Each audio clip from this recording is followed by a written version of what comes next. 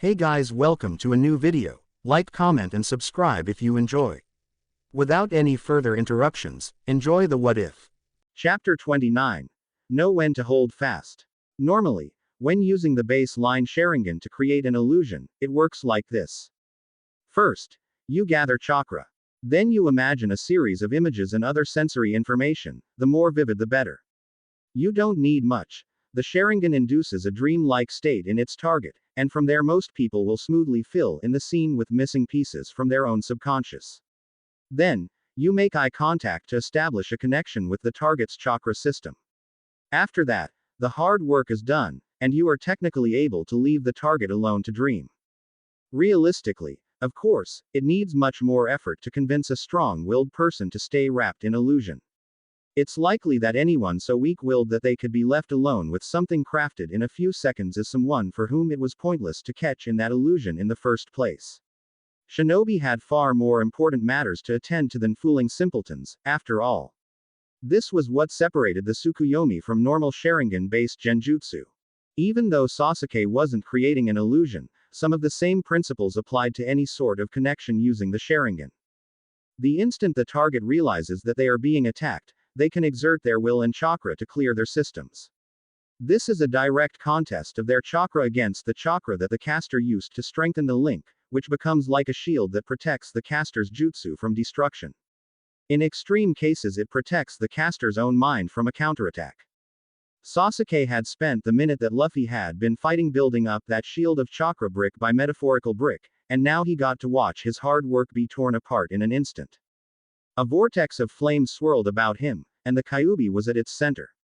Now that he was connecting directly to the target's chakra system, he no longer saw Naruto, but an entirely different beast that was built of black and red fire, staring at him with deep eyes of abyssal void. The Kyuubi knew what he was doing right away, and it began attacking his connection the instant he made it. It tore into the jutsu like a murderous whirlwind, and Sasuke's shocked breath came in a gasp that made him feel as though he were sucking flames into his lungs. The Kyuubi's energy rebounded across his shielding, cracking the walls he had made as he desperately fought to shore up his defenses. It wasn't good enough. He was losing ground. Just when he was sure things were slipping from his grasp, Sasuke felt a warm hand on his shoulder. There was a moment of clarity, and suddenly it was as though every exertion of his chakra was going exactly where it needed to be, patching the holes as quickly as they appeared. "Brother," he whispered, but there was no response. With a feeling as though the world had dropped out from under him, the connection completed and the young ninja fell into a deep darkness. Sasuke landed in a dark cavern. Around him, melting ice water cascaded from the ceiling, the sound echoing and splashing throughout the darkness. He stood before an immense cage. Inside it was the unmistakable form of the Kyuubi. It lay in relaxation inside the cell, one claw idly reaching through the bars to pick and scrape against the paper seal that represented the true form of its imprisonment. Sasuke noted that the seal was beginning to fray at the edges. Before the bars of the cell, an unconscious Naruto was suspended inside a raggedly cut boulder of red ice that rose out of the layer of water coating the floor. Slowly, the demon stopped its idle toil and turned a burning eye in his direction. "Oh, this is a chakra I have not felt in some time. An Uchiha, things always become so interesting when one of your hateful clan appears." Taking a deep breath, Sasuke stepped forward. "Yes, that's right. I am Uchiha Sasuke, Naruto's best friend. I wish to speak with you. You've put so much effort into knocking at my door, it would be rude to turn you away now, wouldn't it? But when an Uchiha comes to me, they are always looking to control my power. What makes you think I shouldn't fight you with everything I have, child?" This was strange. Having seen Naruto's struggles to control himself when under the thrall of the Kyuubi, Sasuke had assumed he would be meeting a snarling, rabid beast. Instead, the Kyuubi seemed patient, composed, and intelligent. Was that really the Kyuubi controlling Naruto's body out there? Or was it some sort of instinctual physical response to this animalistic energy? If the Kyuubi itself were personally in control, would it really just attack blindly without tactics or strategy? He couldn't help but feel like that was important somehow, but he didn't have time to consider it further. "I may be an Uchiha," said Sasuke, taking another step forward through the slush that coated the floor of this chamber, "but I'm not here for your power. All I want is for Naruto to live. Hum hum hum hum. A boy come to plead for the life of his friend, how touching. But while you are hardly the first of your clan to come to me under false pretenses, you would be the very first to mean it, and that seems truly unlikely to me. The demon shifted, bringing his predatory gaze closer to the bars of the cell. Another Uchiha liar. Then. But isn't that curious? When compared to the other Uchiha I have felt, your chakra is as clear and pure as water. Sasuke shielded his face as a wave of burning energy washed over him without warning, roiling the slushy water around him into a turbulent foam. All around him, the foam began to bubble and crest until it resembled the Kyuubi's eyes, fangs, and grasping claws. Why is that, do you think? Are you weak? A defective child of a powerful clan? You come here looking to control me and you couldn't even frighten a rabbit. His eye itched, and Sasuke stilled the foam with a focused gaze, the Mangekyo projecting its power all about him. The Kyuubi's energy fell away and dissolved into nothingness. Ah, but there is some strength in you after all. Sasuke turned back to the beast. Suppressing that fragment of its chakra hasn't been too difficult, but the more he felt this creature's energy, the more certain he became that with only one Mangekyo he wouldn't be able to win this with force alone. He'd need to at least convince it not to fight him. Why couldn't things be easy for once? I'm not here to control you. He repeated, calling into the prison, I'm not trying to take your power. I'm here for my best friend. I only want you to stop. The demon rumbled as it chuckled slightly. And why should I do that? Stretching its long arm out once more to reach a claw around the bars, the Kyuubi indicated the fraying seal. As the young boy draws upon my power, his seal weakens, slowly but surely.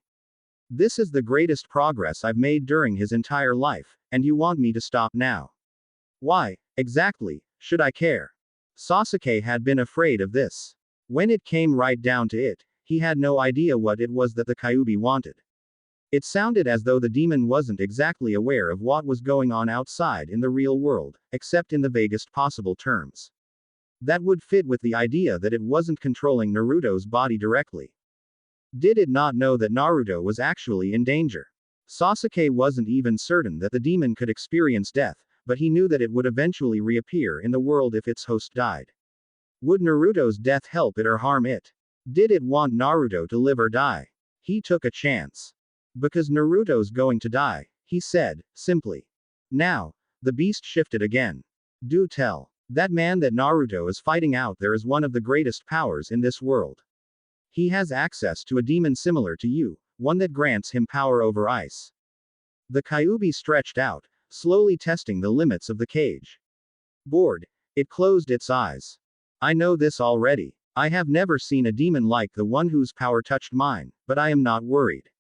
It already ran from me, which is, of course, natural. There are no demons comparable to me, not even among the other tailed beasts. It ran from him. This demon must really not be able to directly sense things happening on the outside, instead relying on impressions gleaned from feeling Naruto's senses, like a blind puppeteer orchestrating a puppet show. Are you aware that he's been trying to take Naruto and I alive? Sasuke asked, pleading that the answer was no. Now, the demon opened an eye. It's true, Sasuke insisted. He gave me one final chance to convince Naruto to stop fighting him, and then said he would destroy the entire island if we refused. You're not lying, are you? This was not stated like a question, but as a certainty. The brat said something similar, but his naivete is astounding. I care nothing for this man's promises of leniency, but power is a language unto its own.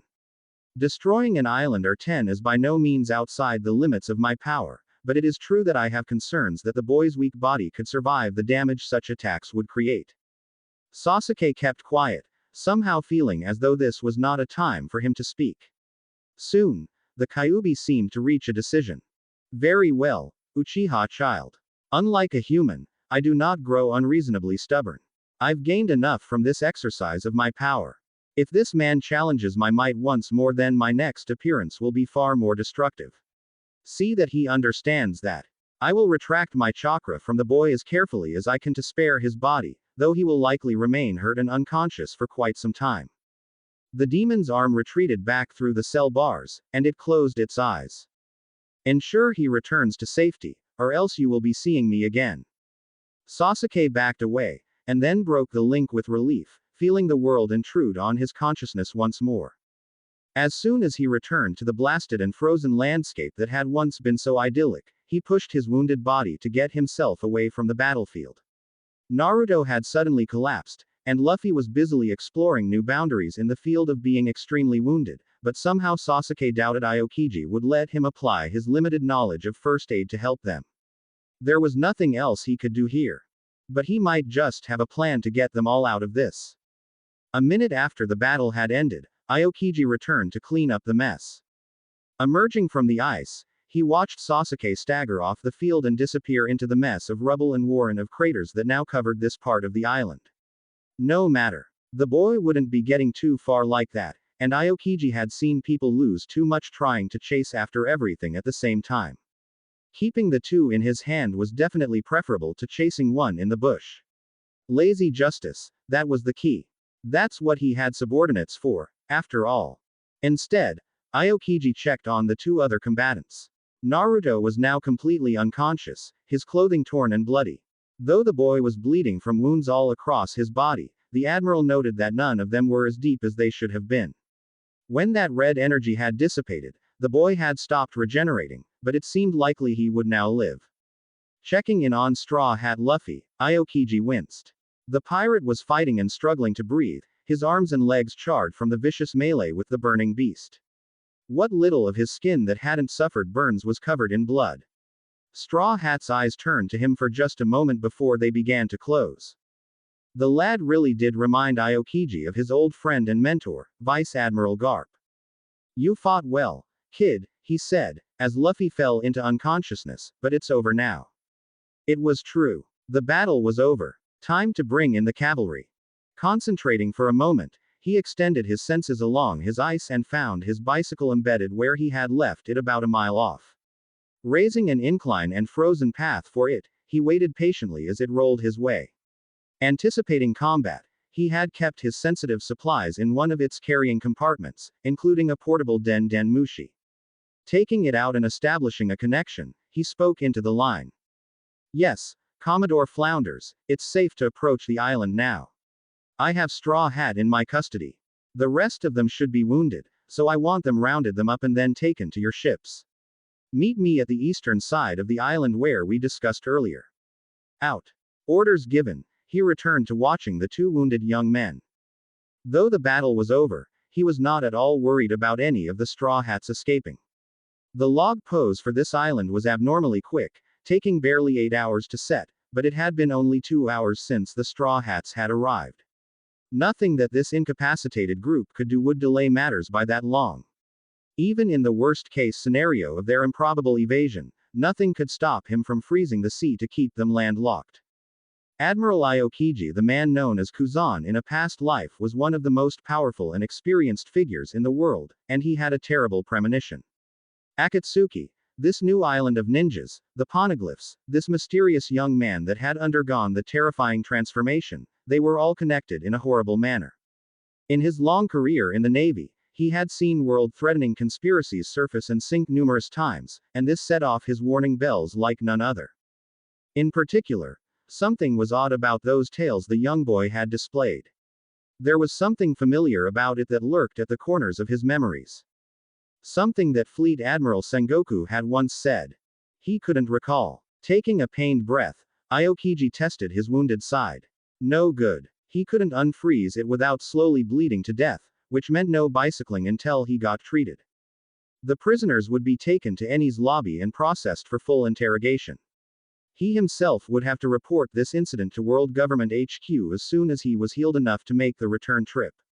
He had a lot of questions to ask when he got there. In the meantime, getting a ride on Commodore Flounder's ships would have to do. He hoped the Commodore's battleship had a bike rack. In minutes, the Marines from the 3rd Fleet battleship and its 2 escort cruisers swarmed the island. Foxy and his surviving crew had already departed at the first sign of more trouble, but the Straw Hats were not so lucky. Everyone besides Nami, Usopp, and Chopper was either unconscious or so thoroughly wounded that they could barely move, and the advance medical post was overrun as soon as the Marines arrived. Presiding over the entire operation was Admiral Aokiji, who made resistance unthinkable. The Straw Hats were captured alive, and the most grievous of their wounds were given emergency treatment. Commodore Percival Flounders watched his subordinates work with real satisfaction. The capture of an actual ninja meant that perhaps some progress could be made in the investigation of Akatsuki. Commodore Flounders, sir, interrupted a woman's voice. One of Saldichi's lieutenant commanders. Yes, he asked, turning to face her and waving down her salute. The squad searched the pirate vessel and found no one on board. Is the ship fit to sail? Lieutenant Park says it's barely fit to float, sir. It's a hunk of junk, but the admiral froze it to the island during the fight. Flounders nodded. Leave it, then. We need to be off this island as soon as we find everyone. Are we still missing one of them? Yes, sir. One person as described during the escape from Jaya is currently missing. Percival scanned the prisoners that had not yet been loaded onto the ships. That would be the other so-called ninja. Yes. The black-haired one. Yes, sir. If he can't be found, then we should bring Captain Saldichi's cruiser around to destroy their ship. Not that he could escape alone anyway, but... Flounder's face assumed an odd expression for a moment. A caravel like this isn't bad as a getaway vehicle, but one person can't properly handle it alone. Besides, a getaway vehicle's no good if you don't keep a crew ready to get it sailing the instant you're on board. I mean, can you imagine carrying the loot while being chased down by the Navy back to your ship and then running through 20 minutes of working the ropes and sails so that you... Someone interrupted him from behind by loudly clearing his throat. Percival blinked, and looked over his shoulder. Captain Weber was glaring at him again. Chastised, Percival turned back to the woman he had been speaking to. Right. Yes. Well, you can assume that the remaining ninja will be difficult to capture. In addition to the seastone cuffs for the fruit users, make absolutely sure the restraints for each of the ninjas prevent them from bringing their hands together. His subordinate nodded, saluted, and marched off. Captain Sebastian Weber was at his side momentarily. It's good to see you again, sir. We came as soon as we got your call. I trust you made some discoveries on the matter of this mystery organization. Yes. The short of it is that this group called Akatsuki and all of these ninjas as well are natives of the unknown new island we've been hoping to monitor. I'm afraid the situation is just as bad as we feared. Sebastian nodded, seeming unruffled by the news. You know something about these ninjas, then? The restraints you specified? He asked. Yes, it appears that the overwhelming majority of their techniques require the ability to use both hands together in unison. We'll want extra security regardless, but those restraints should be a reasonable precaution against breakout attempts. Sebastian adjusted his glasses, and the sun glinted in their reflection. I can do extra security, he said, an edge of malicious glee sneaking into his voice. I'll just ready the special traps. Percival nodded uncomfortably at his subordinate's enthusiasm, but let him continue speaking. Speaking of the Admiral, said Captain Weber, he was hurt. Surely the Straw Hats didn't manage that. No. Percival let the word escape as if surprised. No, I don't think it was the Straw Hats, it must have been Akatsuki. The Admiral ordered me away from the fight for my safety, so I didn't see it. Probably for the best, if they managed to wound him. If they were capable of fighting with the Admiral as well as deciphering those stones, then I suppose it truly is a worst-case scenario, mused Sebastian. Percival nodded, frowning at the thought. Well, yes, though I'm still a bit confused by the matter of their supposed leader, Toby. Sighing, Percival straightened up and turned to his friend. Orders from the Admiral. We're heading to Eni's lobby. The priority targets for this convoy mission are as follows. First, Nico Robin. Second, the yellow-haired ninja, Naruto. Third, the currently missing ninja of unknown name. Fourth, Straw Hat Luffy. Fifth, the remainder of the Straw Hat Pirates. Nico Robin and the two ninjas will be convoyed by our lead ship to be guarded by the Admiral and myself. The remainder of the Straw Hats will be split up between your ship and Captain Saldichi's. Yes, sir, said Captain Weber, but is it wise to keep those two ninjas together? The Admiral has concerns about the unknown transformative ability displayed by this Naruto child. Apparently, he attacked indiscriminately during the transformation and we're working under the assumption that he will be unwilling to transform where he could harm a friend. Then we'll handle the preparations and necessary medical attention immediately. Good. Now, All that's left is to find our missing ninja. It was surprisingly easy. Signs of their quarry were discovered barely 10 minutes later. An elite force was quickly assembled to section off the area, and eventually they had success. Breathing hard, and clearly injured, limping from various harms suffered in the battle, Sasuke looked at the guns being leveled at him.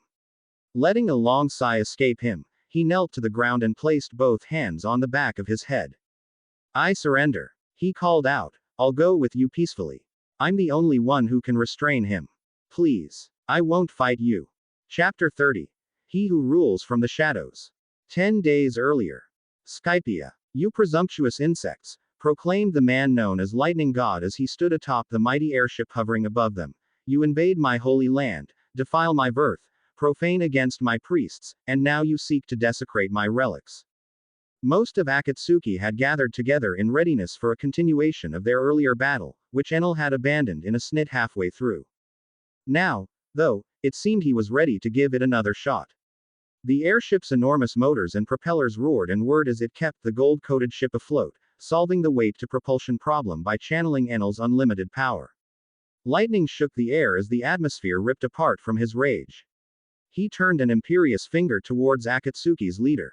Are you even listening to me? Enel screamed. A couple 100 feet away, Toby waved him off, busily bent over in front of the poneglyph embedded in the side of a tremendous golden bell. Yeah, said Toby, clearly distracted. Sounds great, I'll be right there. Just gimme a second. Almost laughing with rage, Enel thrust out his palm, his body crackling with lightning. Kami no Sabaki. El Thor.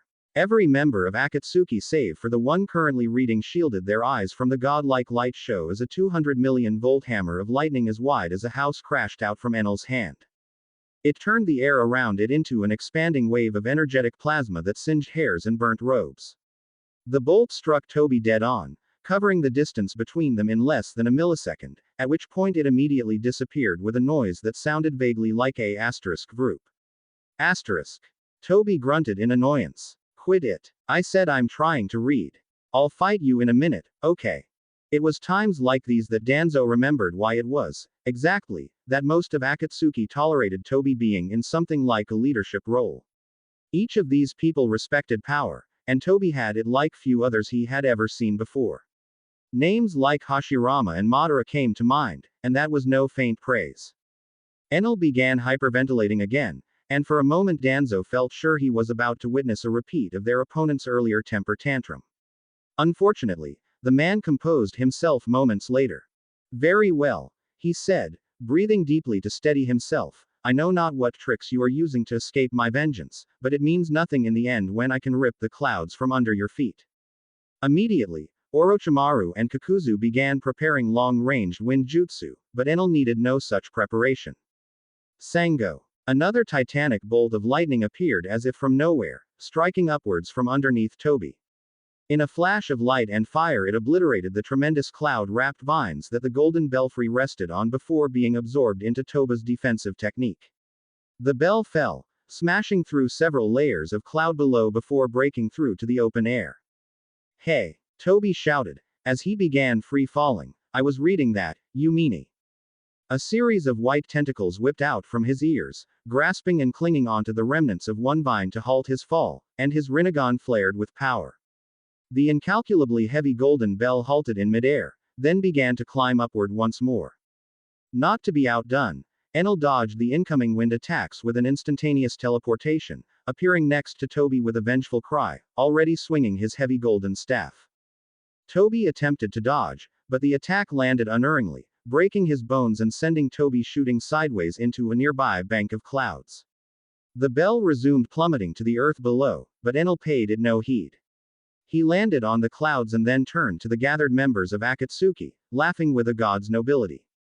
Even with your tricks, see how easily your leader was bested. The rest of you cannot possibly stand against me, but I offer you one hope. Having defeated my priests, I am willing to offer you all a position at my side on my journey to fairy birth. The moon holds a treasure of incalculable value, and together we can claim it. Enel smiled, bestowing this wonderful favor upon them with divine mercy. You only need to kneel before me. Danzo glanced around. He didn't think that a single member of Akatsuki, with the possible exception of Deidara, who was trying to look like he wasn't involved, was fazed by this man's threats. But, then, Danzo was well aware of their bomber's elemental weaknesses by this point. This so-called lightning god just didn't appear all that worrying. He possessed a marginally competent teleportation and a perfect defense that relied upon his transformation abilities, but he was over-reliant on the sheer power of his lightning techniques. Danzo had seen little from this man to indicate he was a skilled fighter.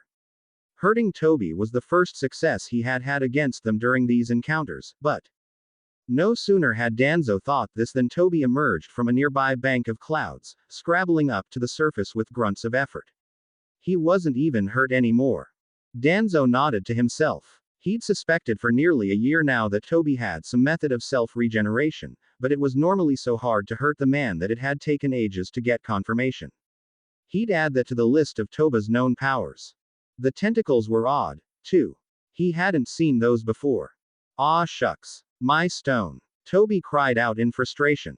"I needed to see what was on that." Toby pointed to Hidan, pulling the robed regenerator off his feet with a pulse of telekinetic power and eliciting a great deal of swearing. He grabbed Hidan by both shoulders and began shouting in his face. "Go after that bell and make sure it doesn't go anywhere, okay?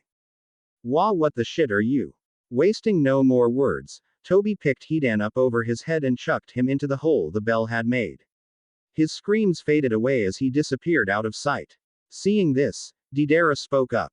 "Hey, I'd better go down after him. Make sure he can get back up here, What?" Toby asked. Oh, yes, you're right. Okay." In seconds, Deidara leapt down after the falling regenerator. That left only Toby, Orochimaru, Kisame, Kakuzu, and Danzo up above, with Sasori still busy repairing the ship from the damage it had sustained during their abrupt ascension. Toby had offered to do it himself using his command of wood element ninjutsu, but after he bungled the first attempt, Sasori had refused him further access. Enel, meanwhile, was watching them all with a furious expression. Toby turned back to him with pride in his eyes. "Well," Toby stated with grandiose flair, "I hereby declare that since you made us fight your 4 priests, we get to subject you to our own trials." "Toby, what are you doing?" asked Orochimaru. "I have my 4 priests right here," continued Toby, showcasing the 4 Akatsuki members. "First up is the trial of sharks." Enel narrowed his eyes, but said nothing. "Psst, Kisame, that's supposed to be you," Toby hissed. Kisame raised a hand and took a step back. Lightning and water don't mix very favorably, I'm afraid. You pass the trial of sharks. Congratulations." Enel blinked. Toby turned and ripped off his mask, betrayal filling his face. "What? Come on. You can't just give up like that. What about adventure? What about fun? What about..." Interrupting Toby, Kakuzu leapt to the foreground, exploding into a thick cloud of black thread that coalesced into 4 figures. This was his Earth Grudge Fear technique that used the hearts of 4 powerful shinobi to create independent bodies. The 4 heart creations wore white masks with green, yellow, blue, and red markings, each figure controlling master-level ninjutsu in wind, lightning, water, and fire respectively. Now, the wind heart poured chakra into its attack. Fuuton. Atsugai, wind release, pressure damage. A blast of intensely compressed wind chakra shot from the wind heart and stampeded towards Enel at half the speed of sound. The clouds in its path began shredding and flying apart from the slicing wind chakra, and then the attack explosively expanded, engulfing Enel in a pressure dome of compressed air. "Ah, Kakuzu. You jumped in too early," cried Toby, rushing to keep up with his commentary. "You now must face the trial of strings." "No shit. Strings was one of the priest's trials, wasn't it?" Enel shook his head as the attack covered him, paying no heed. Weak insects never learned the true meaning of power. It didn't matter what they did to him. The slicing attacks cut into his skin, seeming to tingle as they did so, but it would do no damage before he automatically transformed into lightning. Lightning, as any mortal should know, was invincible. He barely registered the stinging sensations worsening, looking down to see what the problem was. His eyes widened in shock as he watched a blade of wind cut a 1/4 inch into his skin before his lightning transformation finally responded. Other cuts were already welling up with blood. Having felt pain for the first time in ages, Enel screamed in surprise, then covered his face. The vortex still surrounded him, refusing to relent, and he tried to transform into lightning to escape, only to find that his power refused him. Reflexively, he fell back on the power of mantra, feeling the motions of the air before they happened and dodging the worst of the wind attacks. Outside, Kakuzu's fire heart decided to add its attack to the maelstrom. Kaden. Zukokku, fire release, intelligent hard work. Enel's connection to the mantra collapsed as he watched the incoming firestorm with the first true fear he had ever felt in his life. If that attack hit him when his defenses were malfunctioning, he could easily die.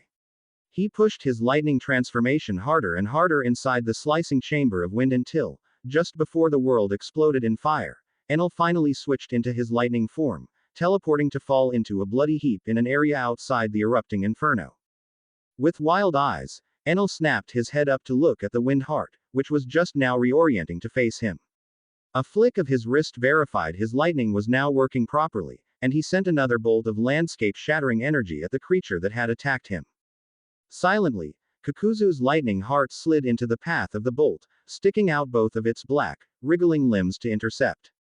Lightning struck. For the first second it seemed to absorb the attack without problem. Then, rapidly overloading, a fan of lightning discharged wildly into the air behind its back. A second later, the lightning heart exploded in a cataclysmic blast of energy that sent the wind heart flying back from the battlefield, a stray bolt arcing to the nearby water heart and vaporizing it in a single instant. Kakuzu watched this display of power in disbelief, shock hindering his motions as Enel fired a second blast to obliterate him. Saving the day, Toby dropped into place in front of him, raising both hands. Once again, the blast of lightning disappeared with a group noise, and Enel screamed in anger. Okay, I guess that's the trial of hearts over for now, Toby said, cheerfully. Next up, the trial of snakes. Orochimaru, that's you, in case you were wondering. Danzo, said Orochimaru, looking his way. Silently, Danzo nodded and ripped off his eye patch, revealing the Sharingan underneath. Together, the two Konoha missing nin sprinted towards the lightning god who was just now standing back up. Whoa, shouted Toby. Danzo, you can't join in yet. I don't have a trial name for you. Hey, wait. Breathing deep, Enel connected once again to his mantra. As long as he kept it together, he could predict every move these strange foreigners made. Even if they could somehow hurt him, it meant nothing if he dodged every strike. Feeling the future solidify in his mind, everything on the island began move according to its pattern. Smiling, he raised his hand to smite the two approaching heretics. Then, with no warning at all, fate shattered. Danzu's eye transformed into the Mangekyo Sharingan. Yatagarasu, 8-span crow. Enel felt his connection to the future fracture into 1,000 different possibilities in an instant. Screaming, he collapsed to his knees and struggled to ready himself again, but Orochimaru had already launched an attack that sent a storm front of wind chakra approaching him. Desperately, he transformed into lightning, darting out of the path of the attack and retreating from the battlefield. Unfortunately for him, his retreat was halted an instant later when another wall of wind blocked his path. Kakuzu's wind heart had returned and was watching the battle from a distance. Pinned between both fields of wind, Enel was brought to the ground just in time to see Danzo in front of him, his sword glowing with a green energy that coated and extended his blade. Enel raised his staff, determined to block the first strike. Danzu's blade struck true without even being hindered by Enel's attempt to parry, impaling the lightning god through the chest on his right side. Enel collapsed with a bloody sigh, and Danzo removed his blade, the Mangekyo fading away. Present. Approach to Water 7. Ship's Clinic. Shimura Danzo saw the light being shown into his stolen eyeball with painful clarity and precision. He couldn't help it. Only an Uchiha could deactivate the Sharingan at will, which is why he normally kept his eye hidden behind an eye patch. The deterioration of this eye is proceeding faster than expected, said Orochimaru, flicking off the light he had used to measure the cloudiness of the lens. Assuming it continues to decline at this rate, I estimate you have another half an hour of operation at most before it becomes completely blind. That was unfortunate, thought Danzo. Taking from the bodies of the Uchiha warriors that had gained a Mangekyo on the night of the massacre, he had recovered very few eyes before he had been forced to escape Konoha, and this was one of the last remaining ones that was useful for him in combat. Yatagarasu was the three-legged bird that represented the hand of the divine in mortal affairs, and it was intimately connected with fate. It was a fitting name, given that the three-pronged pinwheel shape in Danzu's Mangekyo could be used to view the future of whatever he was looking at. 3-second precognition was extremely useful for a technical fighter like himself, even if he couldn't bring out its full potential as an Uchiha might have. As Orochimaru began replacing tools, the snake continued to pry. Has the eye been acting strangely, Danzo? Yes, he admitted. Yatagarasu behaved oddly during the fights with both Enel and Aokiji. The snake man paused. How so? Normally, it shows me a single path for their fate, but against those two I saw numerous paths that converged into one as I watched. Orochimaru nodded. That explains it. What, exactly, does that explain? Both of those powerful fighters exhibited a similar trait. As we noted when we fought the lightning user, Enel, he seemed to possess some ability to identify a person's location at all times, even at extreme range or when otherwise unable to see. I have since confirmed he possesses no special dujutsu to explain this phenomenon. The so-called admiral relied upon that same ability. I don't see what that has to do with the Yatagarasu. There was another aspect to it, I believe. Enel professed to be able to see our moves before we made them. Yes, I'm aware of his empty boasting. We were the ones who fought him in close range both times, and unlike the others claimed I found him to be an utterly incompetent fighter.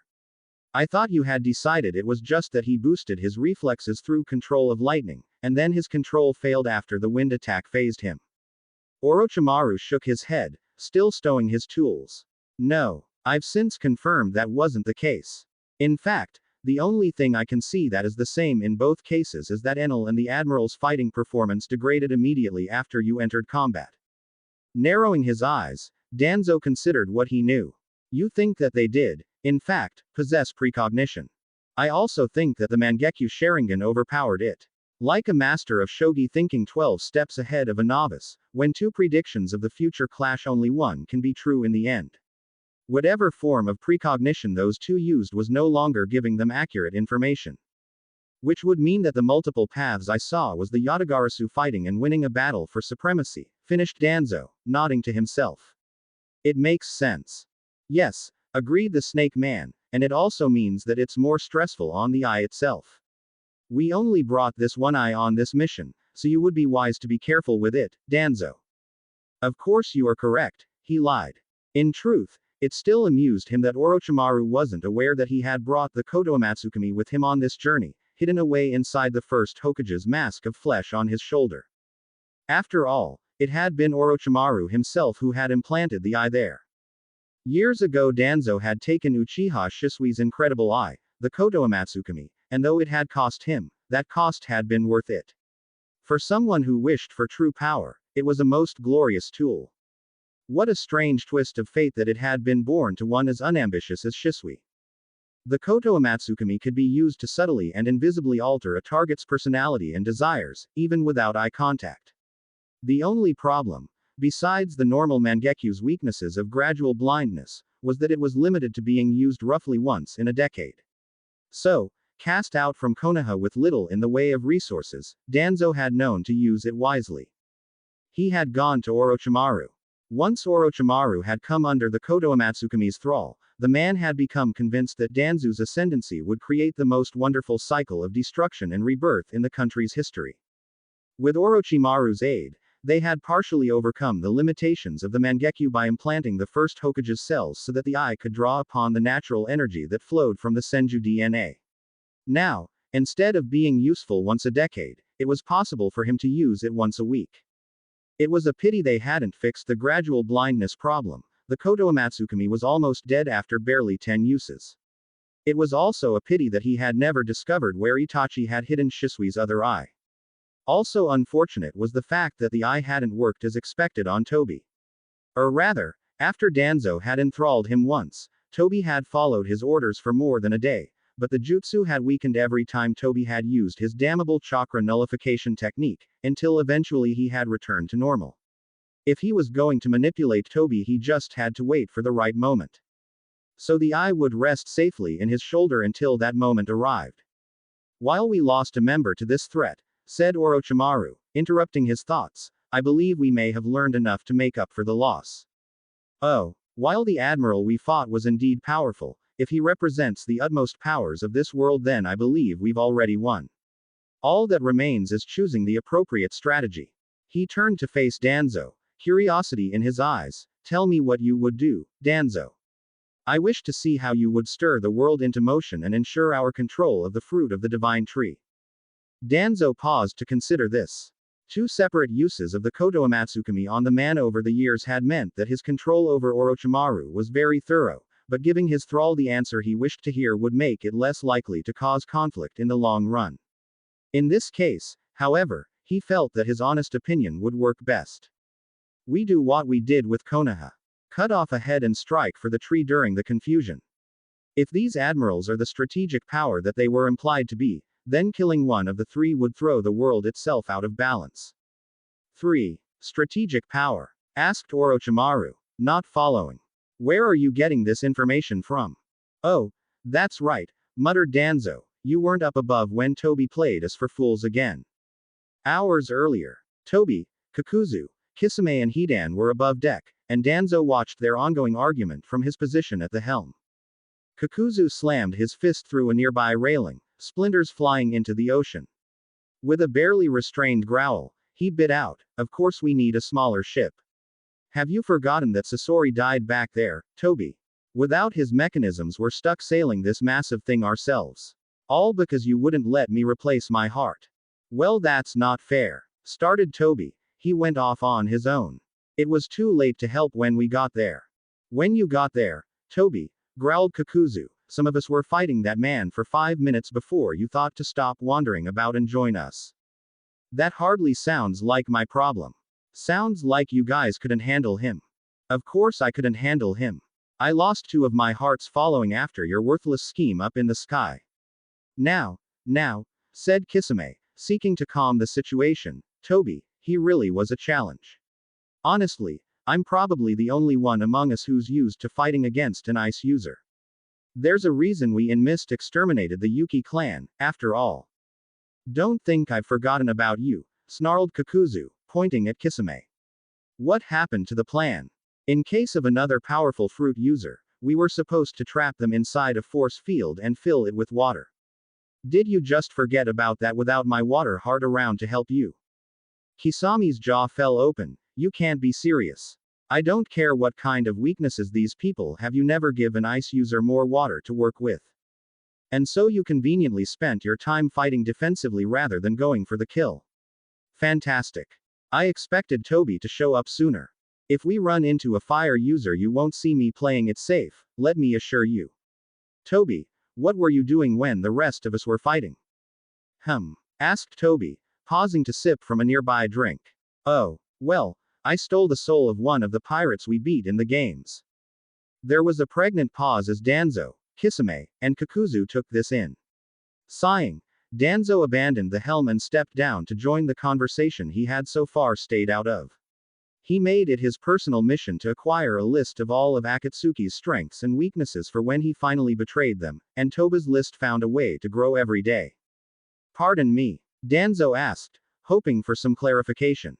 I ripped his soul from his head, reiterated Toby, pointing to his own skull, so now I know everything he knew. The earlier argument ceased for the moment, and Danzo felt like choking the man to death. Given the wide variety of mind-bending abilities Toby had displayed or alluded to so far, it was never clear whether any given expression of his power was something real or just a symptom of his delusions. Honestly, soul-stealing sounded pretty worrying, as these things went. You take someone's soul, and then you learn everything they know. Asked Kisame. Yep. Toby, asked Danzo, could you have done that to the crew of this ship when we first captured it? Well, duh, said Toby, rolling his eyes. And you could have saved us good bit of confusion and wasted time. As Danzo sought to uncover this mystery, Kakuzu began twitching with barely restrained rage. Toby just sipped again from his drink. What, and miss out on the adventure? He asked, clearly put off by the idea. you have to experience this stuff for yourself, you know. Besides, even if I knew it, you guys wouldn't have known it. You are nothing but a worthless sack of refuse, you insufferable lunatic. Yelled Kakuzu. Man, I can't believe you guys are all against me, whined Toby. Some friends you are. Hey Hidan, aren't you going to say anything? A muffled scream and some thumping was vaguely audible from Hidan's direction. The solid lump of ice that he was encased in vibrated slightly in indignation. Oh, right, he got caught by that admiral fellow. Toby, asked Danzo, please tell me that you know something about this man that attacked us. Sure, I'll tell you all about him and the others. Before he could speak, Kakuzu growled out a threat. Don't think that I've forgotten about my earlier demand. I won't take no for an answer this time, Toby. I need a new heart, and we need a new ship that we can control without the puppeteer. If you want my help and my resources in acquiring a new ship, you will give me the lightning user's heart. Back in the ship's clinic, Orochimaru frowned as Danzo told the slightly disturbing story. Closing his eyes, he considered it all carefully. So, the world powers exist in a balance. The four emperors, the revolutionary army, the Shichibukai, the celestial dragons, the pirates, and finally the marines, headed by the three admirals that represent their strategic might. Danzo nodded. A marine admiral represents a perfect target once we have acquired some intelligence on their strengths and weaknesses. Taking an admiral's head will force a fundamental shift of power away from the marine strongholds to cover their losses. It is also guaranteed to be a source of a powerful fruit user to fuel the sacrifice needed by the divine tree, mused Orochimaru, and then he stepped over to a sealed cabinet. From inside he removed the jar that contained the lightning god Enel's heart. Danzo watched the heart with interest. It continued to spark and convulse in the nutrient bath that sustained it, the excess electricity being absorbed by a complicated series of seals. That's it? He asked. The fruit's power remains inside that heart. Can it be given to Kakuzu and still remain of use as a sacrifice when the time comes? That depends on him, but I believe so. The lightning god's power may be extremely beneficial for meeting an admiral's power with our own. If you ask my opinion, I believe it is likely that this fruit and the admirals were equals in terms of strength. It just goes to show the value of proper fighting experience. I believe that Kakuzu could make better use of it than that man ever could have. Danzo smirked. It would be quite dangerous to have Kakuzu turn this fruit against us. How confident are you that this heart can be sabotaged without detection? There is no need to worry about that, assured Orochimaru, stroking the glass with a pale finger. He is welcome to test his mastery of jutsu against mine any day. If he fights us before we reach the tree, then he will find that his heart gives out quite unexpectedly. Excellent. Let it be so. Speaking of problems in the ranks, Orochimaru said as he began to prepare the heart for removal, Kisame has been acting strangely since we returned from the island. Oh, yes, I had noticed that as well. Hours earlier. Kisame shifted uncomfortably as he considered the events of the past day. At Toba's insistence, they had gone along with the game called a Davy back fight, proposed by the other pirate crew in an effort to learn something about the outside world, and the first match had been an aquatic race. Kisame, of course, had been absolutely certain that that was where he would end up, and he hadn't been disappointed. He just hadn't expected to run into an opponent that would interest him. Idly, Kisame brushed his hand along the rough surface of his sharkskin arm. One of the opposing team members, a man named Capote, had been a creature very similar to him.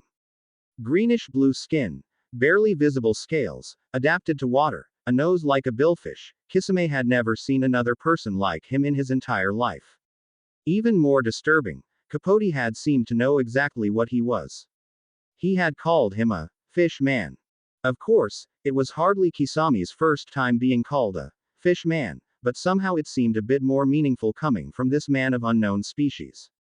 He had never known his true parents or his lineage. He had washed up as a baby on the shore of the land of water, and as he had grown into a body that possessed an immense physical strength, he had been forcibly taken by Mist's roving recruitment squads. The intent had probably been for him to serve as fodder for the murderous ritual that was their initiation into training as Mist Ninja. They just hadn't expected him to kill every other one of the children and emerge as the victor. Kisame was loyal to the mission. He had his duty and he would fulfill it. Mist didn't raise people who would quit their tasks on a whim, after all. So he had killed Capote with little in the way of thought. But he found himself hoping that he would run into more of these strange, fish men, on their journey. Back in the present, Danzo shook his head. I don't know what is causing his change in attitude, but I'm not concerned. Everything in his profile says he will continue to work to reach the tree. And spoken was that they would then have to kill him. Nodding, Orochimaru returned to his work, recovering the fruit and leaving the room with little else said. Danzo followed suit. Many legends speak of a divine fruit that grows from a mystical tree, but what is generally unknown is that many of those legends were originally talking about a pomegranate. In other words, a single fruit with many other fruits inside of it. When Danzo had learned that Akatsuki planned to fight their way to the divine tree, take the millennial fruit, and then split the power of the gods between themselves, he had been willing to do whatever it took to ensure they failed. But now he saw it as an opportunity. Tobi would reach the tree, and then, under the power of the Koto Amatsukami, the owner of the Rinnegan would happily kill every other member of Akatsuki and ensure that Danzo received the fruit himself. And under Danzo's careful watch, the world would finally know peace. Chapter 31. More Than Meets the Eye. Water 7. Blueno's Bar. Blueno stood behind the counter of the establishment that was named after him, contentedly cleaning his mugs. It was a busy day, but everyone here knew the routine, not to mention that many of the clientele policed each other, which made things very easy on him. His bar in the middle tier served the salt of the earth, mainly catering to the many shipwrights and dockworkers that made Water 7 the industrial capital that it was. The bartender was a tall, solidly built man with a strange hairstyle that resembled a bull's horns. Everyone in the bar knew his name was Blueno, and it seemed as though everyone in town knew that he'd been here for years. Now, if you were a stranger, you might look at the massive man and think, this guy looks like a bull about to stampede, but that impression would melt away when you saw him look up with meek, unassuming eyes when someone enters the bar. Me, he bleated, sounding far more like a goat than a bull. Lucci. Good to see you. Rob Lucci, head shipwright at the Galila Shipbuilding Company, walked up to the bar and sat down wearing a sullen expression. This wasn't unusual. He came dressed in worker's clothes and a black top hat. This wasn't unusual. There was a white pigeon wearing a tie sitting on his shoulder. This also wasn't unusual. Well, Lucci, what'll it be? How are you doing? The barkeep asked. Lucci's face didn't move from his normal stoic look, but the pigeon responded for him, raising a wing and speaking in a high falsetto voice. Hey, you dumb bull, gimme the usual and shut up. I'm not in the mood today. Who? This was only slightly unusual. Everyone knew that the mysterious Rob Lucci didn't talk, but his pigeon made up for his deficit. Or perhaps it wasn't the pigeon speaking at all, perhaps it was him speaking for the pigeon as a ventriloquist, and the pigeon was just a naturally talented actor. No one really knew for sure. Even worse was that as natives of the Grand Line, no one was really sure which possibility was more likely. Well, Blueno knew the truth.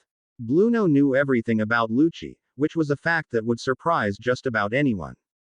As Blueno set a beer down for Lucci and a thimble of straight whiskey for the pigeon, he seemed to remember something.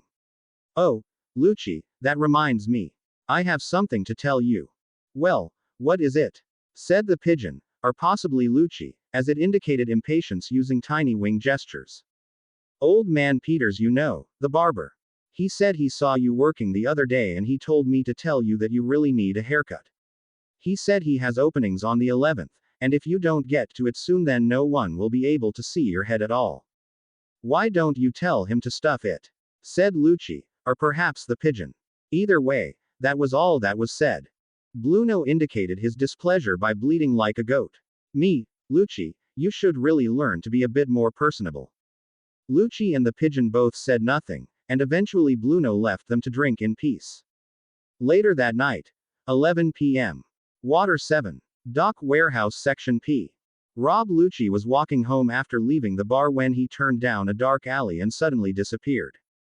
Kicking off the ground a dozen times in the blink of an eye, he shot forward and upward, flying above the rooftops. Soru, shave. Then, redirecting himself with an inhumanly strong kick, he jumped off of the air itself, darting several streets over, before finally repeating the technique to jump straight downward to the ground, landing silently. GEPPOU, moon step. He had just traveled 300 feet in less than a second, and anyone following him would have been completely in the dark. Not that anyone had ever been so stupid as to try and follow him, but it was the principle of the thing. Rob Lucci stalked through the night with both the confidence as well as the disappointment of one who knew that he was the most dangerous thing in it. Eventually, he arrived at the lower docks. The entire area had been devastated when this year's Aqua Laguna storm system had passed through just a couple of days prior. Littered with trash and almost devoid of people and business, it was the perfect place for a clandestine meeting, which is why Bluno had asked him to come here in the simple coded message he had received at the bar. That was hardly unusual, but the reference to his head meant that this was a top priority order from headquarters. His boss irritated him. He stepped into an abandoned warehouse that smelled of urine. No, it didn't just smell of urine. There was someone there inside it. Two drunks who were passed out in puddles of their own filth at opposite ends of the building. They would have to go. Reaching down, he pulled one of them to his feet, and the tattoo-ridden man stirred, swearing right away. Startled, the drunk's hand flashed to a knife at his side, stabbing before he had even grasped the situation. The knife struck Lucci's chest and shattered. Tekkai iron body. The drunk's eyes widened for just a second before Lucci stabbed a single finger into the man's body. Far from bending, his finger moved as fast as a bullet and remained as rigid as a steel rod. Shigen, finger pistol. With no resistance he penetrated the man's chest, slipping beneath the rib cage and piercing the heart. The man died not knowing what had happened. Ah! Screamed the other drunk from the other side of the room, having woken in time to witness the murder. Ya killed. I am. Screw you. Whipping out a gun from beneath his coat, the second drunk fired as quickly as he could. Gunshots rang out through the night, and Lucci watched the bullets leave the barrel. He whipped his body to the side like paper in the wind, every part of him flexing with unnatural ease as the bullets passed harmlessly by. Kami paper portrait.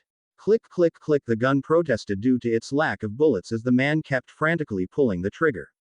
Spinning in place, Lucci brought his leg around in a roundhouse kick, the attack reaching such incredible speed that the force transmitted through the air itself. On the other side of the warehouse, the gun fell to pieces, sliced in half. A moment later, the drunk fell to pieces as well. Rankyaku, storm leg. These 6 arts formed the basis of CP9's unbeatable combat style, the 6 techniques. Finally, the warehouse smelled more like blood than like urine. His enhanced predatory senses rated this a definite improvement. The noise of the gunshots might be a problem, but this part of the island was practically a no-go area at this time of year anyway. So he waited. Eventually, there was a noise like a door opening. A portal opened in mid-air and a hooded figure pushed his way out, the mid-air door swinging on its non-existent hinge, and somehow making a creaking sound as it did so. The hooded figure stepped down to the floor and the door swung shut, the air making a heavy clunking noise as it closed. Lucci, said the figure. Bluno, said Lucci, and just Lucci, the pigeon remaining silent. I see you've taken liberties with our meeting place, said Bluno, his voice now deep and rich, no longer the friendly nasal tones he used at the bar. This is not my problem. You're late. Bluno shook his horned head. I am only late because I had to ensure no one heard those gunshots. Surely you didn't call me here for this boring conversation, said Lucci. What business is there? There's a message for us from headquarters, said Bluno, it's time. There was a pause. That's ridiculous, said Lucci, annoyance reaching his face. Let me see the message. You don't trust me. If our operation is about to be ruined by impatience, then I want to know the depths of that stupidity for myself. Let me see the message. Bluno had the message already in hand, clearly not upset by the request.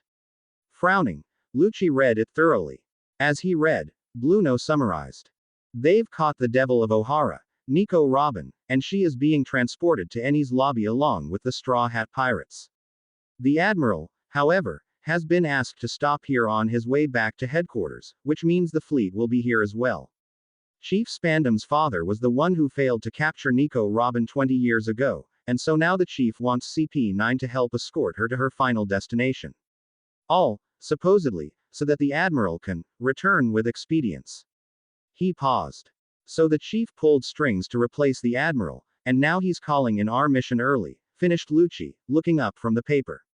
I'm certain he's been told that we're not sure where the plans for Pluton are. That imbecile wants to waste years of our effort in approaching Iceberg on a whim. Bluno smiled, though it didn't show on his face in any noticeable way. I think he believes we were stalling. I'm aware of what he thinks. Lucci paused, standing stock still, lost in thought. After a moment, he said, Bluno, you are to stay here. Now something showed in Bluno's expression. His scowl deepened until scowl was all there was on his face. Chief Spandam ordered a full court press. I'm aware of what he ordered. When we move on Iceberg, you are the only one who stands a chance of keeping your cover. If we fail to capture the plans to Pluton, he may expose something in the process of evading us. In that case, we'll need you to stay behind and make one last attempt.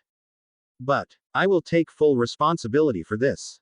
Despite how he may act, Spandam does not have authority to dictate our actions in the field. From this moment on, I want you to have no contact whatsoever with the rest of us. I understand. The two of them parted ways.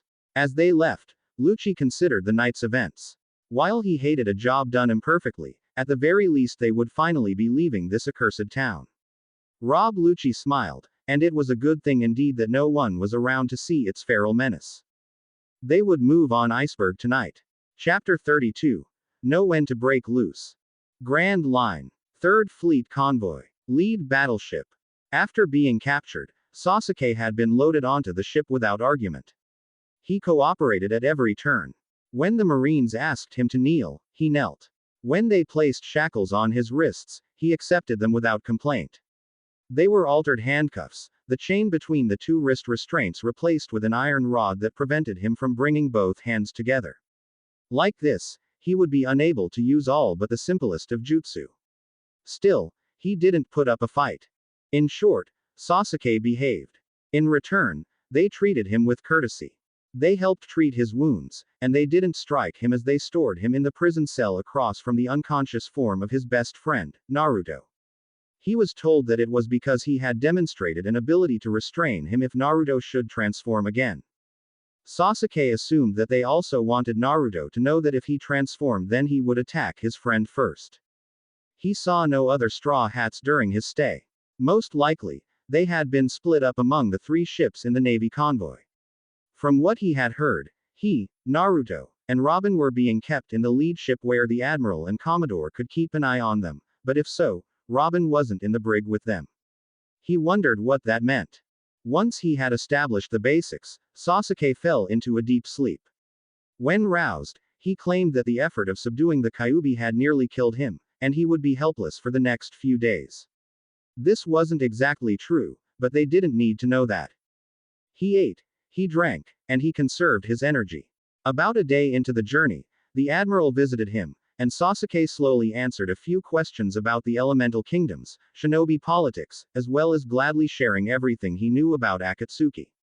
He told them a great deal about Orochimaru, Danzo, Deidara, and what little they knew about Akatsuki's mysterious leader, Tobi. As far as Sasuke was concerned, any enemy of Akatsuki was, if not a friend, then at least a weapon to be used against them. He only regretted not learning more about what had happened with Hidan during the rest of the crew's fight with him on Jaya, but he did remember learning that the man was a regenerator who used a chained scythe. Aokiji agreed, having witnessed as much himself. After answering these questions, Sasuke fell back into a stupor. This was apparently sufficient, and the Admiral left, satisfied for now. About a day and a half into their incarceration, Sasuke learned that they had changed destinations without him realizing it, docking at a place called Water-7. For some unknown reason, the Admiral had gotten off at that stop on his way back to the World Government headquarters at Mariajoy, which was something the guards couldn't help chatting about. The fleet had stayed barely a few hours more before they were off again. As they left, someone else was brought down to the brig, yelling and grumbling in a nasal voice. Ow, quit it, you goons. I've seen the inside of a cell before. I can damn well walk myself there. The Marines unceremoniously deposited a giant of a man into a reinforced cell just a bit further down the hall. The blue-haired man in the row opposite his was clearly another one of the strange mutants that lived out here. He was in excellent shape, which was clear since he was wearing only a bright red floral shirt and a tiny pair of underwear, but his legs were scrawny compared to his muscled upper body, and his forearms were at least twice the size of his upper arms. He had what looked like a metallic nose, but strangest of all was his chin, which was pointed in 3 places. Sasuke almost felt like engaging the man in conversation just to find out what was up with that chin, but he changed his mind quickly. He had to conserve every last bit of energy. It wasn't long before the other man started pacing the confines of his cell. Grumbling and cursing under his breath, he continued like that for nearly an hour before he began whistling. Sasuke twitched in annoyance, but said nothing. Then the man started singing. "Oh, I got the blues. The prison blues. They took my goddamn guitar so I can't play any prison music blues." Sasuke clenched his teeth and seriously considered plugging his ears. "Oh, hey, I guess they didn't take this thing away," said the other man. There was a strange clonking sort of noise, and then when Sasuke turned to look, the man had produced a harmonica as if by magic. He immediately began playing it, and the ninja moaned in frustration when he turned out to be even worse at the harmonica than he was at singing. Eventually, the playing stopped. "Shit, I never was any good with this anyway," he said. "Don't know why I even installed it. Hey, kid, what are you in for?" Suddenly being addressed as, "Hey kid," from out of nowhere, Sasuke considered saying nothing, but the answer came to him without effort. "Tried to set fire to an admiral," he said, sounding bored and tired. The man raised an eyebrow. "Shit, man, and I thought I was stupid." He grinned, showing off a set of brilliant white teeth. "But at least you're alive, huh? Name's Frankie. Call me a deviant, call me a cyborg, but I'm always Frankie." "Sasuke," he stated, simply, "sorry, but I'm still recovering. If you're looking for a lively conversation partner, I'm not your guy. PSH, whatever, kid. I don't need your company anyway." That said, Frankie settled in to occupy himself, and time continued to pass just as slowly as it had before. Eventually, food was delivered, and Sasuke carefully and politely took it, thanking the Marine Guard and not making a fuss. This was in stark contrast to Frankie, who was a one-man prison riot even with his heavily reinforced restraints. Afterwards, the other man had nothing but disdain for his quiet acceptance of this situation. "Shit, kid, you're useless. Got no spirit. You're just a no-balls punk brat. I'm supposed to believe you got involved with an admiral.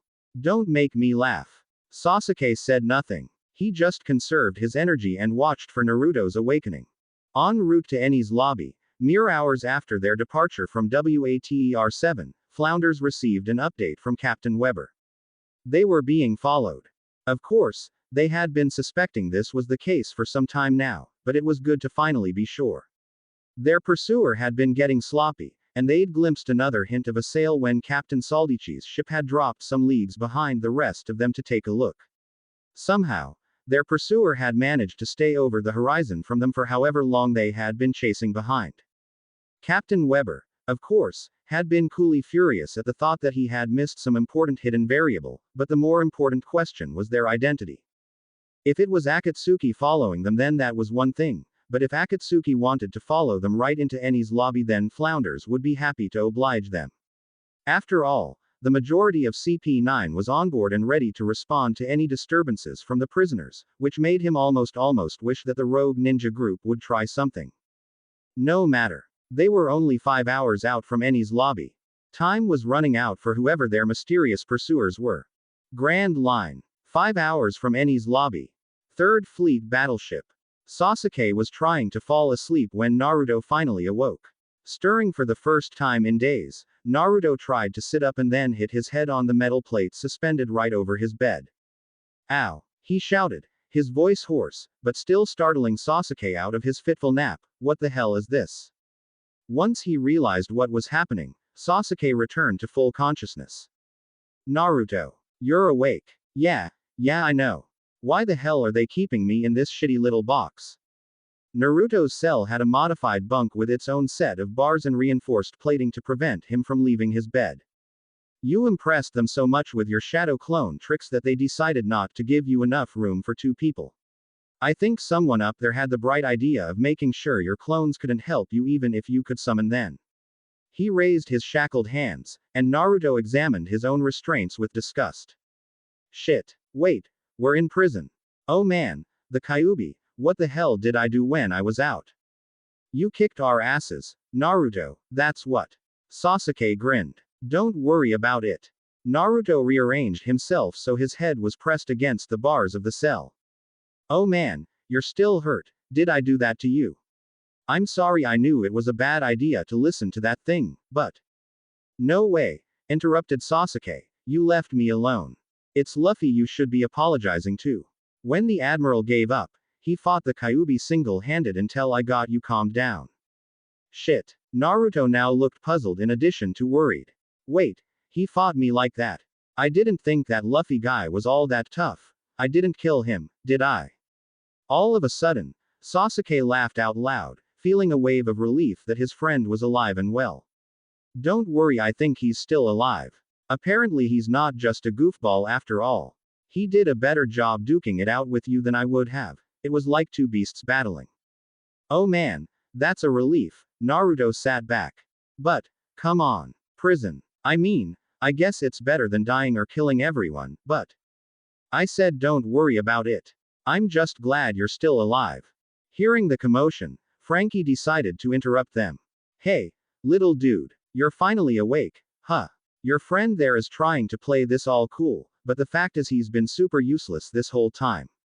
Just sits there playing nice and barking when they pat his head like a good little doggy. Naruto stuck a thumb out past the bars, pointing in Frankie's general direction. Who's this guy? He asked. The name's Frankie, kid. You sound pretty weird, but I can't see you from here, replied Naruto, smooshing his face through the bars in an effort to get a look at the other man. Ha, kids these days and their goddamn manners, I tell you. I'm not weird, I'm a cyborg, and don't you forget it. Sounds pretty weird to me, said Naruto. What the hell's a cyborg?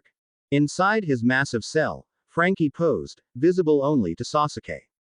Ow. A cyborg is a man who's half machine, and I'm the greatest one alive. You still got caught though, said Sasuke. Yeah, don't remind me. It doesn't matter. I'll be getting out of this pickle one way or another. How do you figure that? Frankie grinned. My gang is gonna be right on my heels, and you'd better believe it. Besides, I'm about ready to kick the ass of some of the traitors who stabbed me in the back myself. Naruto decided to continue his earlier line of questioning. So you're half machine. What's that about? Which half is the machine? Naruto, started Sasuke, that's not what he means when he says, half machine. It's more like.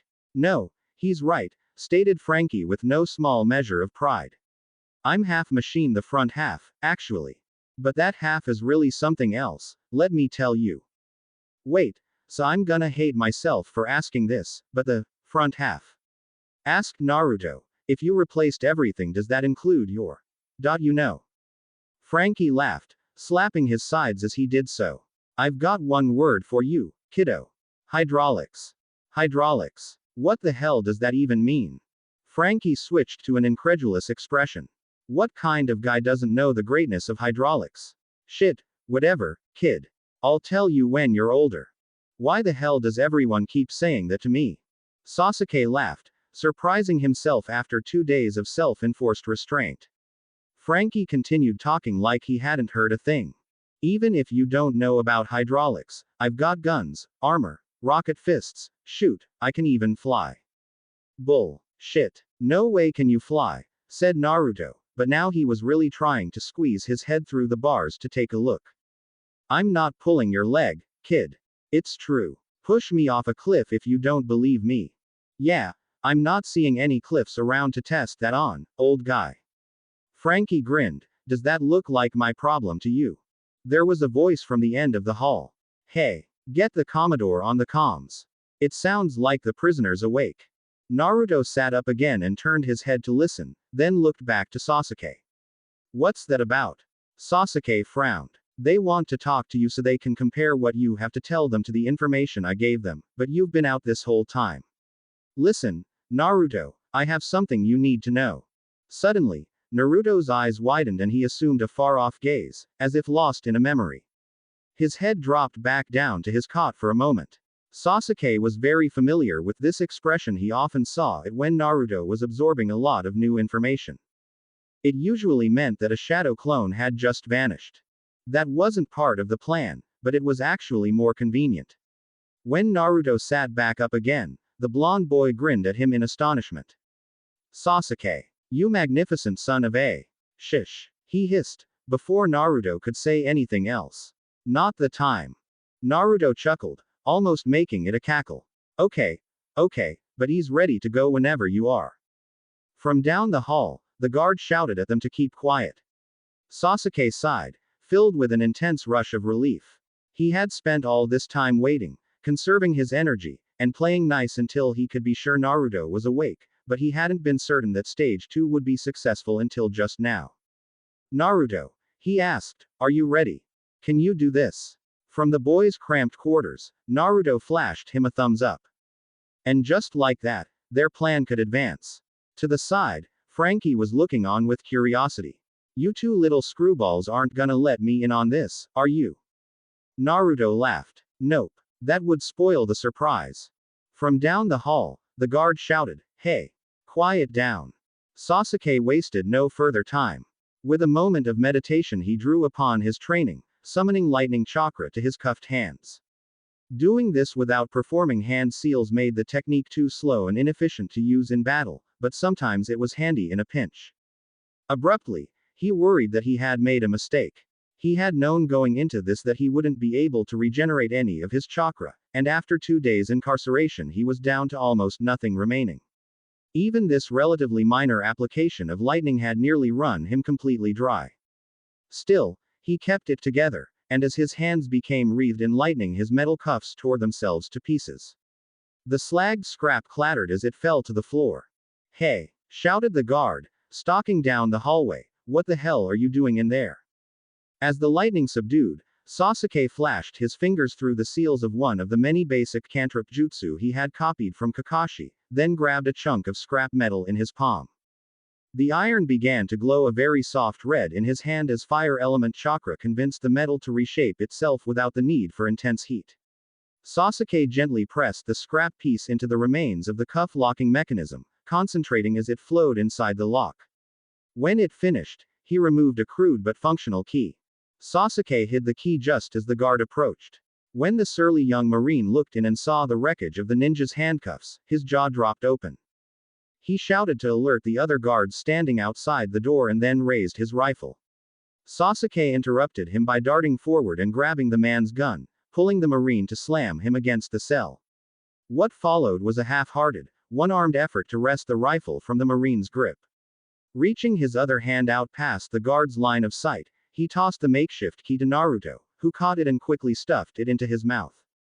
The struggle for control of the rifle ended just as 5 more guards rushed into the corridor. Sasuke let go, causing the young marine to stumble backward. Frankie watched the spectacle with a furrowed brow. The key was useless to him, as his massive cuffs were entirely custom-made, but this was very interesting nonetheless. Why was the little wimp acting so tough all of a sudden? Swiftly, the guards surrounded Sasuke's cell. The black-haired ninja stepped back from the bars with a smug sneer and hands raised in mock supplication. Hey, maggot! Shouted one of the guards, you think just because you've been on good behavior you're gonna get away without a beating for this? Sorry, man, said Sasuke, dripping with insincerity, I guess my hand just slipped, huh? Naruto snickered, and the guard turned to one of the marines still hanging back in the hall. Hey, you there! Grab another pair of cuffs, and go get the lieutenant commander to authorize the Seastone ones. I'd like to see him break out of those. Turning back, he smiled. All right, asshole, we've been nice to you so far, but that's all over now. It's clobbering time. Oh, I'm trembling, smirked Sasuke, you think you pansies can hit like an admiral? You don't have the balls to come in here with me. In the background, Frankie laughed raucously, slapping his metal thighs with clanking noises. Bahaha, I take it back, kid. You're super alright with me. With red faces, each of the Marines did their best to regain control of the situation as Frankie continued guffawing. 3 of them stood in the cell corridor, rifles at the ready, while 2 more dropped their rifles outside and opened the door. They approached Sasuke with clubs raised, careful not to block their friend's lines of fire. In his cell, Naruto was stifling a laugh as Sasuke backed up until he was at the wall. Finally, the beefiest among them stepped forward and yelled, bringing his club around to begin the beatdown. Sasuke saw the attack coming a mile away. He didn't dodge. Sasuke took the hit without flinching, and then he disappeared with a gentle poof. All that was left of the young ninja's shadow clone was a small cloud of white smoke that dispersed harmlessly in moments. The guards were left staring at the wall of his empty cell, dumbstruck. Frankie raised his eyebrows. Had the escape attempt just failed or succeeded? Naruto began openly laughing. Ah, man, you've done it now. Didn't your boss tell you to be careful with the prisoners? You went and blew him up. Going merry. Naruto was alive. Sasuke breathed a sigh of relief as the rush of his clone's memories and the barest scraps of its remaining chakra filled him. His real body was standing in the crow's nest of the Going Merry, and the sun was slowly setting on the sea. Taking one last look up at the jury-rigged kite and mirror contraption that he had been using to follow after the Navy convoy, he began reeling it in. The kite was carrying a mirror that had let him see over the horizon to follow the Marine convoy while remaining out of sight himself. It was a technique that required the pinpoint binocular vision of a Sharingan user matched with incredibly fine wire control skills. Sasuke chuckled to himself. Guess he really was doing the job of a ship's lookout.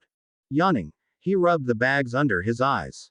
He hadn't had much chance to sleep during the last 3 days, but had managed a bit of shut-eye while the convoy had remained docked at the place he now knew was called Water-7. Judicious use of his limited supply of mission stimulants had seen him through the rest of the long nights. He'd had no other choice. He had no log pose, so losing track of the Marine convoy even once would mean being stranded and dying at sea. The shadow clone technique really was a marvelous skill. Kakashi had taught Naruto a number of techniques designed to take advantage of his pupil's immense amount of chakra, and the shadow clone was certainly no exception. The technique worked by evenly splitting one's chakra between yourself and any number of constructed chakra bodies, which were then completely indistinguishable from the real thing, even using the Sharingan. Once the clone destabilized, it returned all the chakra it had left. The real trick, though, and the one that very few people knew about, was that when a clone destabilized, its memories transferred back to its creator as well. Sasuke was lucky to keep just 1 or 2 going and still remain useful, but Naruto's endless reserves let him perform truly unusual feats that most shinobi could never replicate. After all, Naruto still had a number of clones active. As a team, Naruto, Sasuke, and Sakura had already discussed the benefits of leaving some of Naruto's clones out of combat, but this time it was a complete accident that 20 clones had been busy lugging puppet parts back to the ship when Aokiji had attacked. When the Marines had arrived, the clones had hidden the crew's valuables and transformed into pieces of furniture. 7 had exploded when Naruto began growing his third tail, the demon's energy infecting the strange link they all shared. 1 more had been lost at sea when it had overexerted itself fighting a stray sea monster. Finally, 3 more had exploded over the next 2 days when their wells of chakra had run dry, but that still left 9 Naruto clones up and running. Stowing the kite device, Sasuke leapt down to the deck below, dodging rigging as he fell, and several ragged-looking copies of his blonde teammates stopped their duties to look his way. He hurried to fill them in. My shadow clone finally ended. Naruto's okay. The assembled Narutos shared excited glances and cheers. Awesome. Not gonna kick the bucket after all. One shouted. Another Naruto added. Good timing, too. We're running on empty over here. I mean, sometimes it seems like the ship is sailing itself, but we lost one guy just a little bit ago from overwork. Yeah, grinned Sasuke. He noticed when it happened. I had to keep him quiet. So what's the plan, man? What are we dealing with?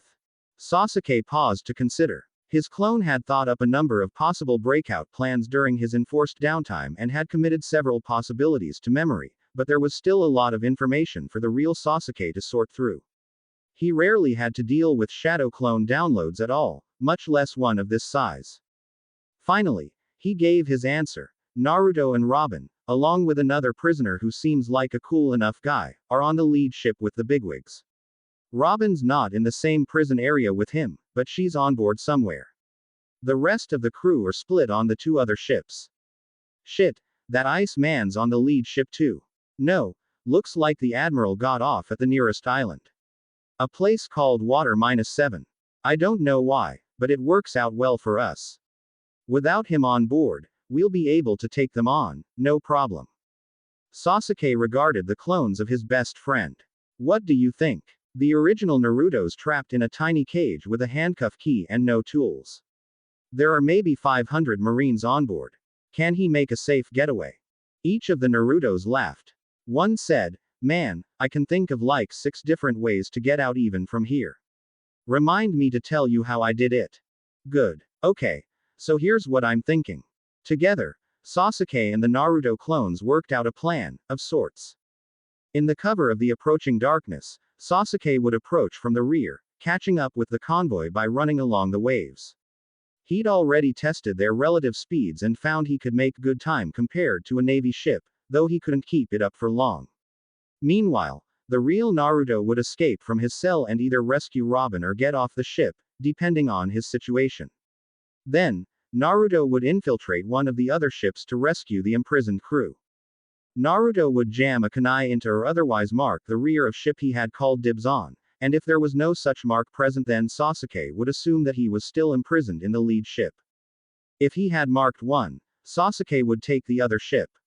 If Naruto finished first, he was to swarm that ship with clones, destroying it or disabling it for as long as possible, then carry the crew across to Sasuke's ship, thus reuniting the Straw Hats. With that done, they could all launch a rescue to save Robin if she still needed it. The clones would do their best to follow along and maneuver the ship to safety if they ran out of chakra. If they lasted, they would wait for his signal flare and then bring the ship in to rescue them. Not Sasuke's best work, but Naruto would get frustrated with anything more complicated. The chosen clone was already glaring at him to get on with it. With a smirk, Sasuke raised his hand, and the two of them bumped fists. Then, Sasuke brought his other arm around and slugged the clone in the face. There was a poof, a cloud of smoke, and then the clone was gone. Thank you for watching. If you enjoyed the video, be sure to like, comment and subscribe, as well as checking out the author on fanfiction.net.